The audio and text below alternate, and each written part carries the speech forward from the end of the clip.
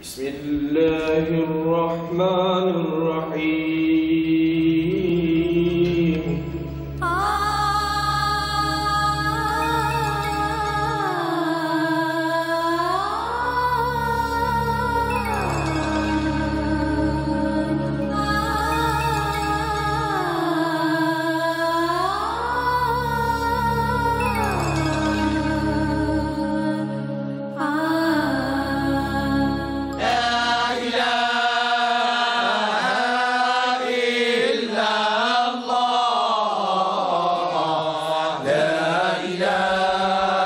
The Prophet Muhammad ﷺ, he said learning is from the cradle to the grave. And that learning process has to continue on through the life of the man or the woman until they die.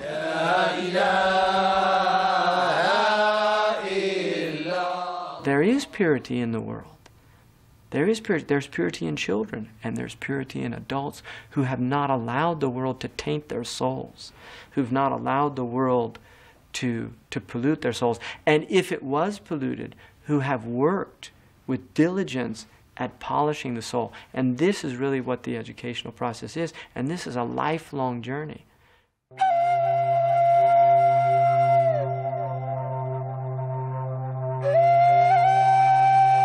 Traditionally in the Muslim world, there's an idea of traveling for the sake of God. The pilgrimage to Mecca is like that, but there's also a tradition of traveling for knowledge, seeking knowledge. And this comes from a prophetic tradition that's mentioned by Ibn Abd al-Barr, that the Prophet Muhammad, peace be upon him, said, "Seek knowledge even unto China." And the idea is that if there's knowledge somewhere, that you should go seek it.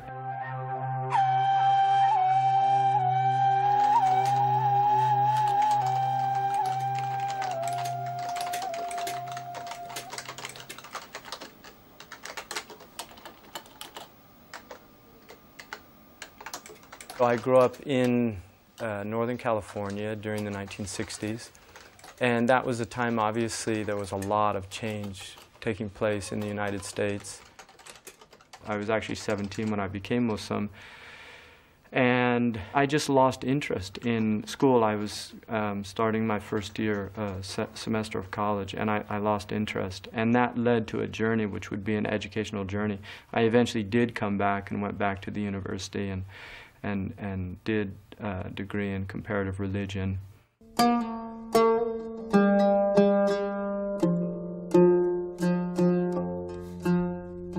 I began to study Arabic, and my studies increased, and I was given an opportunity to go to the United Arab Emirates.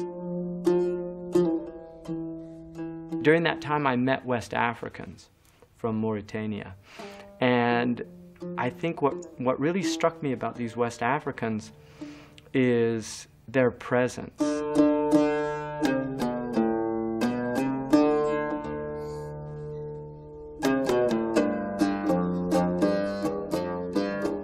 They actually walked upright. They were walking with dignity, with human dignity. They were proud that they were Muslims. And then I'm finding out these people grew up in tents in the middle of the Saharan desert with goats and sheep and camels, and I'm listening to them talking about fine points of grammar and about the subtleties of the Quran and the subtleties of the prophetic traditions and points of jurisprudence in Islam and history. And then one day a man comes from Mauritania who's named Shaykh Abdurrahman. And I saw this man, and he had something that was different from even what these other people had. And looking at this man, for me, was like looking at somebody coming out of the 7th or 8th century. And I went, who is this man? And they tell me this is the son of one of the greatest scholars of the Sahara, whose name is Murabat al-Hajj. I said, if this is the son, I want to meet the father. So my heart suddenly becomes just ignited with this desire to go and see this man. And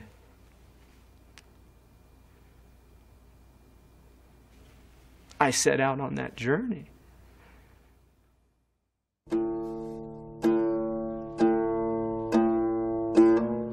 Here's this American kid from Marin County in Northern California, in the middle of the Saharan desert. And here's this Shaykh. And this is the divested man. This is the man who he's given up the world. He is in a state of complete submission. One of the first things that he said to me after I met him, he said, "Tell me about your dream." And I had had this really extraordinary dream, and the dream was this meeting.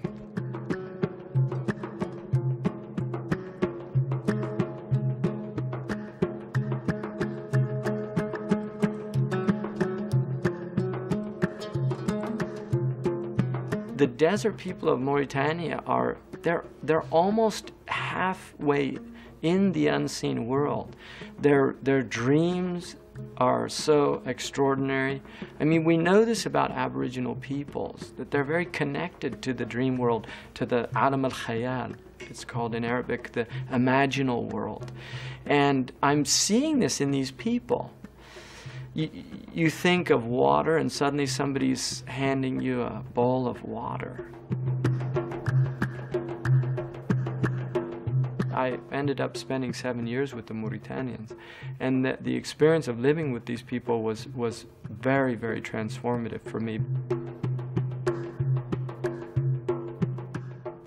Seeing them living Islam, for me, this was one of the extraordinary things of being out there, is that here's a people that are living Islam. Islam is not an idea in their heads. It's not a political ideology.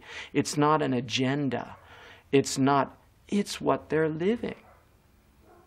It's their eating, their drinking.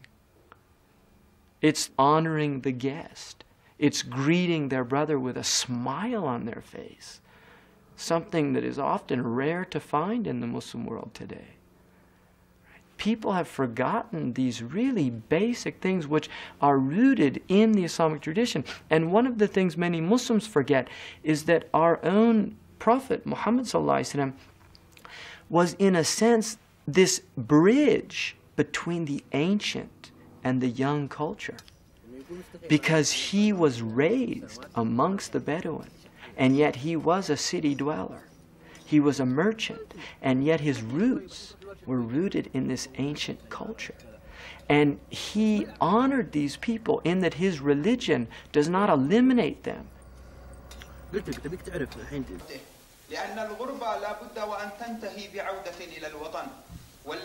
My educational perspective now, it's rooted in my experience, both in my educational experience in the West as well as my educational experience in the East. I was fortunate in the secondary level that I went to some of the best high schools in the United States. So at the secondary level, I really did see education at its best in the U.S. When I went to the Muslim world, the school that I went to in the Emirates, which was actually considered a reasonably good school, I think the experience was so shattering for me to see how poor and what a pale imitation the educational model that the Arabs have now is basically a pale imitation of the West. And what struck me about the Mauritanians is that they have maintained traditional educational structures.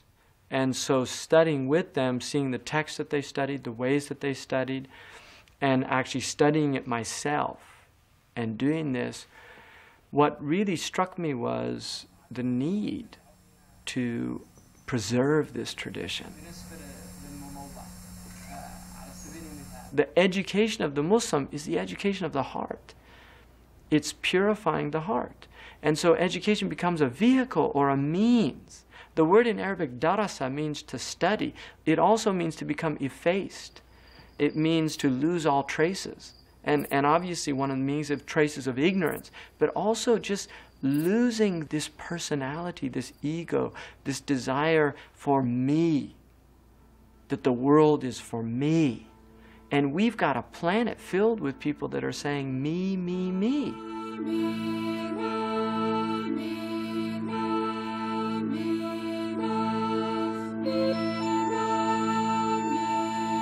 And the world is not me. The world is us. This is the world. And this is really what Islam is teaching us, is that we have greater concerns, that our concerns should not be selfish concerns. And the reason for that is because this is not the ultimate place. There is so much confusion in the Muslim world about education and about what we're supposed to be learning, and also some really basic things. There's a lot of confusion amongst the Muslims about what Islam is. There are many Muslims that have really taken Islam as a political ideology, and while Islam doesn't exclude politics, it is certainly, and never has been, rooted in its center a political agenda.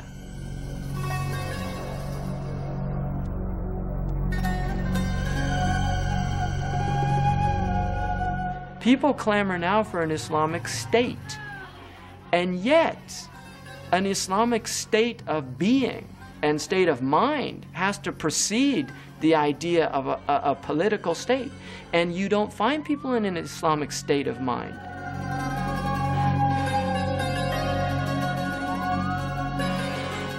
The great questions of the Quran are spiritual questions.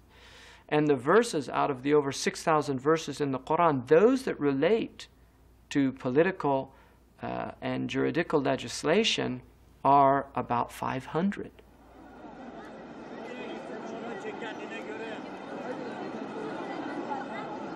The vast majority of the Quran is relating to the spiritual concerns of man. And this is not to the exclusion of the world. The Muslims are not, we don't separate our spirituality from the world. But our spirituality is our politics. And that is how politics is transformed, when politicians become spiritual beings that are concerned not simply with their own agendas, but with the betterment of their societies and with a sense of service. The Islamic education is to teach these tools to people so that they can move into the world with trained minds. And connecting their minds, though, with that heart, never losing the connection. And so the spiritual, rooted in this training, is not simply the abstraction. It's not simply learning these sciences, but it's sitting with people who are not only transmitters of this knowledge, but also spiritually transformed individuals. People that have gone into the depths of their souls and have moved internally, have trained their souls at the hands of those who trained their souls back to the Messenger of God, sallallahu alaihi wasallam.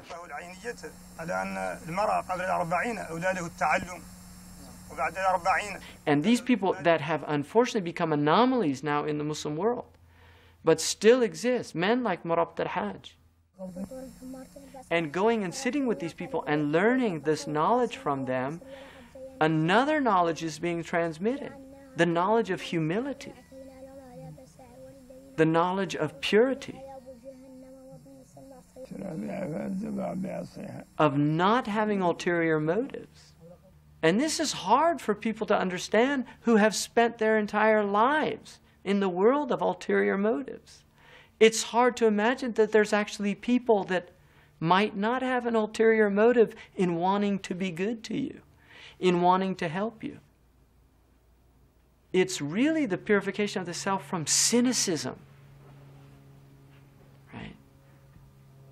I mean, and it's something that's deeply rooted in our worldview, cynicism, a peculiar Anglo-Saxon characteristic, right?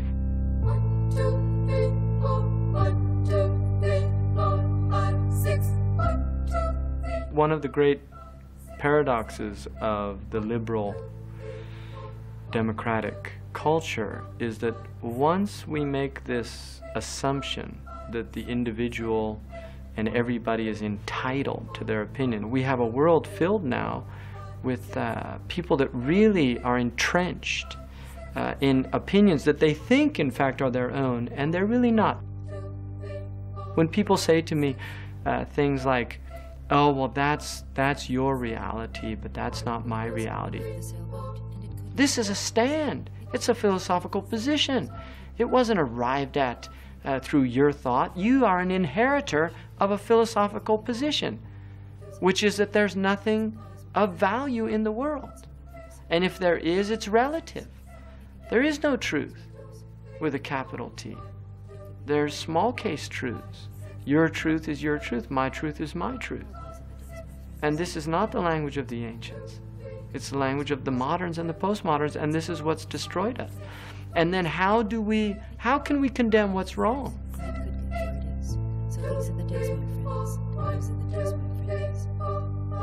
Once you reduce the world to this leveled effect of everything being equal in its importance, then where is there room for real truth? This is why we talk about values now. We don't talk about virtues. Values, because values are relative. What's expensive in one place is cheap in another place, right? Whereas virtue, when we talk about virtue, which comes from a Latin root which means true.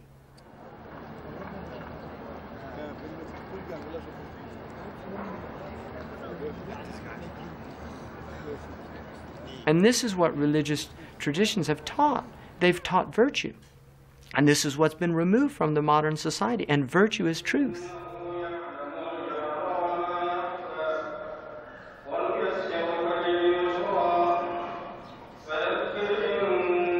And people say, well, different cultures have different virtues. No. Honesty is a virtue in every culture on this planet. Courage is a virtue in every culture on this planet. Generosity is a virtue in every culture.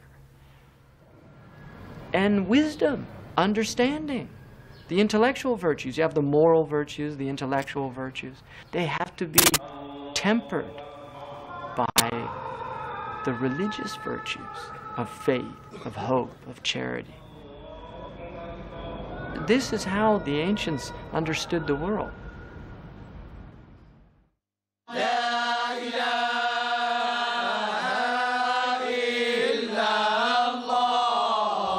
The things of the world have always been here, and they will be here as long as the world's here. But each one of us is going to go through the world and really spend a short time in this world in relation to human history. So we are confronted with questions of ultimate concern. Where am I going? This is one of the great Quranic questions. فَأَيْنَ تَذْهَبُونَ? Where then are you going? And confronting each one of us, being confronted with that question, is something that the Muslims have always been concerned with. And that question is not a political question. That question is a spiritual question.